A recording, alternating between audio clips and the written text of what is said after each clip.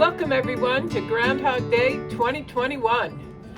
Groundhog Day is the day that a groundhog will come out of its burrow from hibernating all winter long, and if it can see its shadow, then that will predict 6 more weeks of winter.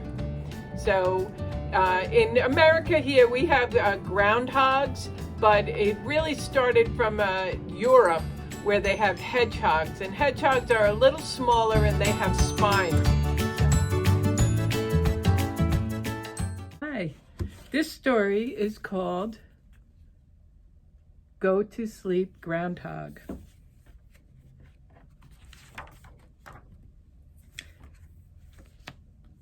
Go to Sleep, Groundhog by Judy Cox, illustrated by Paul Meisel. Groundhog went to bed on Columbus Day, just like he always did. He brushed his teeth, he put on his jammies, he set his clock for February 2nd. Then he curled up in his warm, cozy bed. He closed his eyes, he tossed and turned, but he couldn't get to sleep. Finally, he got out of bed. He peered at his clock. 1/2 October. Groundhog poked his nose outside his burrow. The moon was full. "I'll just go for a little walk," he said. "Maybe that will make me sleepy." Groundhog went outside. He saw things he'd never seen before. Raggedy scarecrows and grinning jack-o'-lanterns. Children dressed up like pirates. Cowboys and princesses. Halloween witch flew down. "What are you doing up?" she said. "It's almost winter. You should be in bed." Witch flew Groundhog home on her broomstick. She tucked him in. She read him a ghost story. She gave him a glass of apple cider. Groundhog curled up in his warm, cozy bed. He closed his eyes. He tossed and turned, but he couldn't get to sleep. Finally, he got out of bed. He peered at his clock. 1/2 November. He poked his nose outside his burrow. The leaves were red and yellow. "I'll just go for a little walk," he said. "Maybe that will make me sleepy." Groundhog went outside. He saw things he'd never seen before. Tall yellow corn shocks and round orange pumpkins. Turkeys gobbling in the barnyard. "What are you doing?" Turkey said. "It's almost winter.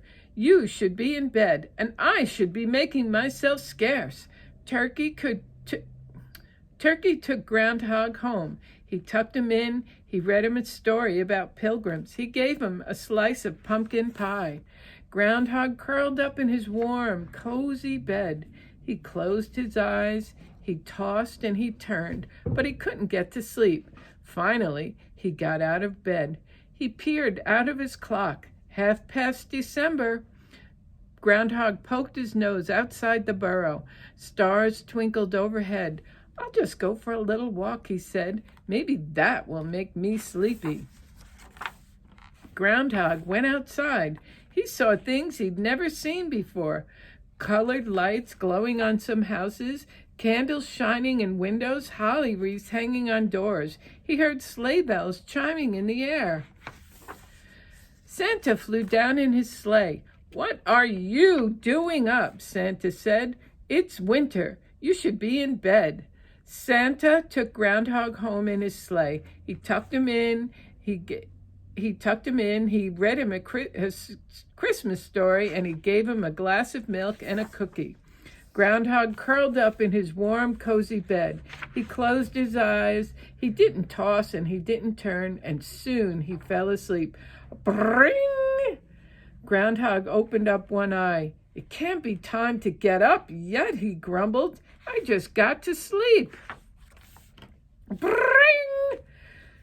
He peered at his clock. February 2nd. Groundhog yawned and stretched. He tumbled out of his burrow. Snow glittered on the ground. The snow was out. The sky was blue. Groundhog saw his shadow. "What am I doing up?" he said. "There are 6 more weeks of winter coming. I should be in bed." He hurried back inside. He ate a bedtime snack, he read himself a bedtime story, then he tucked himself into his warm, cozy bed, and he pulled up the covers, closed his eyes, and went to sleep. The end. Gretchen Groundhog, it's your day. By Abby Levine. It was a dark and snowy night. Gretchen Groundhog sat in her burrow worrying. In a few days it would be February 2nd when the world would be watching the little town of Piccadilly. On that day, for the first time, Gretchen would step from her burrow to stand before TV cameras, newspaper reporters, tourists, all the townsfolk, and a brass band. Everyone would be waiting as Gretchen looked for her shadow. For as long as she could remember, it had been Great Uncle Gus who would search for his shadow before the anxious crowd. If he saw it, there would be a roar of disappointment, for this meant winter would last 6 more dreary weeks. The band would play slow, sad music, and Gus would trudge back to his burrow. If there was no shadow, the band would play a lively tune and everyone would hug and cheer. Spring was around the corner. But now, Great Uncle Gus was too old. It was up to Gretchen, his only relative, to carry on. "I can't do it," Gretchen told her great uncle. "I'm just too shy. I can't stand there with everyone looking at me." "Oh, you can do it," said Great Uncle Gus. "The first time is always the hardest." But Gretchen knew she could not go out. "Gretchen's not going out!" The news flashed through Piccadilly. "What will we do?" the townsfolk asked each other. On January 30th, there was a story about Gretchen on the front page of the Post. "Piccadilly puzzled." The headline said. The story continued. "There has always been a Groundhog Day in Piccadilly, but this year it seems Gretchen Groundhog will not go out. How will we plan if we don't know when winter will end?" The townsfolk stopped Gretchen on the street. They peppered her with questions. "Should we buy more salt to put on icy roads?" asked the mayor. A father asked, "Shall I chop more wood for my family?" "When can the bears stop hibernating?" asked the little boy. "Please," everyone begged, "please, dear Gretchen, go out on Groundhog Day. Tell us when the winter will end." But Gretchen only shook her head. On January 31st, Gretchen lit a cheery fire, but it did not help her mood. All day the doorbell chimed. The phone rang. Email erupted and urgent letters plopped through the mail slot. Gretchen felt terrible. It seemed like the longest day of her life. On February 2nd, the town was in an uproar. Tourists filled the motels. In front of Gretchen's burrow, carpenters were building wooden stands for the band. The TV crews had arrived and the band was practicing with squawky sounds. Groundhog Day was only hours away. "Piccadilly panicked," read the Post. "Soon the eyes of the world will be upon us. What will happen if Gretchen does not go out?" Knock, knock, knock. The 3 townsfolk were waiting when Gretchen opened her door. "You must try, Gretchen," said the town historian. "There has always been a Groundhog Day in Piccadilly." "Do," said Gretchen. "Do, Gretchen. I'll stand beside you," said the chief of police. "I'll make you famous," said the editor of the Post. But Gretchen only shook her head. All afternoon and evening, visitors came. "Gretchen, are you there? Gretchen!" That night, weary and sad, Gretchen fell asleep in her rocking chair, but she heard the townsfolk even in her dreams. "Please, Gretchen, open up the door." Gretchen awoke, but the knocking did not stop. She hurried to the door and looked out the peephole. There, on the moonlit snow, stood a little girl. It was Hester, the town historian's daughter. "May I come in?" asked Hester. Gretchen opened the door. She helped Hester take off her coat, her soggy mittens, and wet boots and muffler. I won't stay long, Hester said. I wanted you to see these. I found them while I was helping my mother. She held out a wooden box with some yellowed pieces of paper in it. Gretchen could see that they had old-fashioned writing on them. What's this? Gretchen asked. Records from the town history, Hester explained.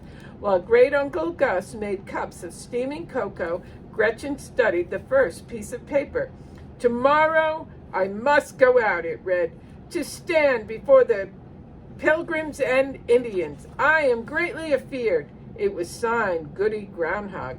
Gretchen was amazed. Goody Groundhog lived a long time ago. She came to America before there was a Piccadilly. My mother says Goody told everyone the second winter would be better than the first.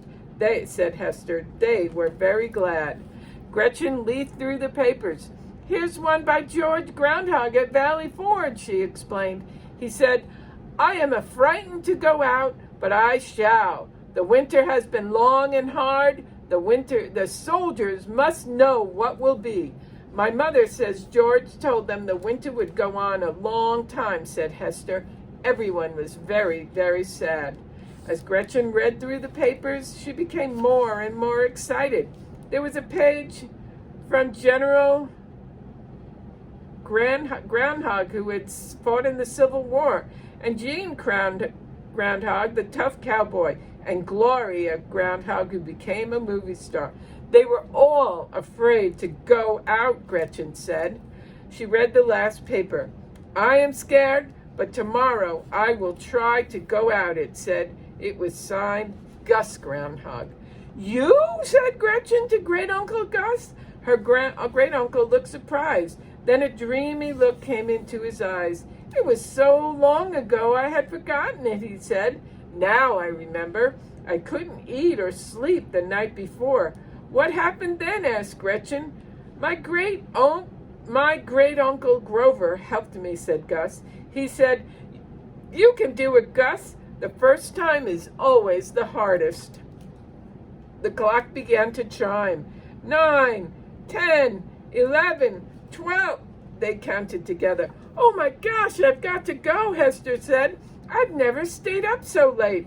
Thank you for everything, Hester said. Thank you for everything, Hester, Gretchen said. She and Hester gave each other a big hug. Gretchen went to bed and lay quietly in the darkness. She thought about the next morning, about all the townsfolk gathered, the TV cameras and the crowds, the blaring of the band.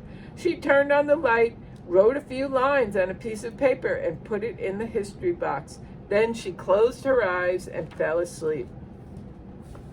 Gretchen's dreams were peaceful. She was awoken by the sound of voices and the squeaks of the band tuning up. She put on her coat and muffler and boots and mittens. She took a deep breath. You can do it, she said to herself. Then Gretchen Groundhog flung open the door and stepped out into the February morning. The end. So, did she see her shadow? Is spring going to come early, or is winter going to last 6 more weeks? We don't know. We'll have to wait and see what the groundhog or the hedgehog tells us. Bye, boys and girls.